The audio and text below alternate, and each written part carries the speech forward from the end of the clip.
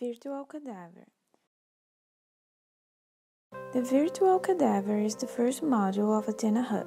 He is divided by regions, and you can open only the one you are interested in. In the Virtual Cadaver, you can open 5 different viewers modes: Original, Excel, Sagittal, Coronal, and 3D.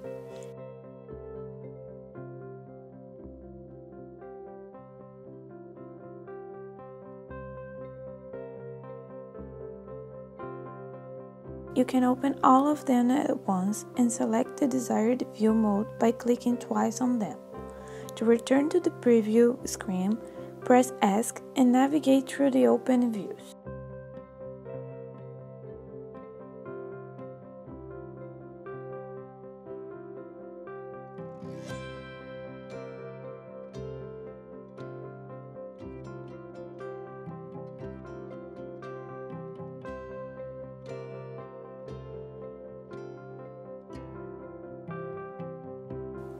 If you want to open the Excel, Sagittal, and Coronal views, you can select Open as NPR and guide yourself with the reference lines.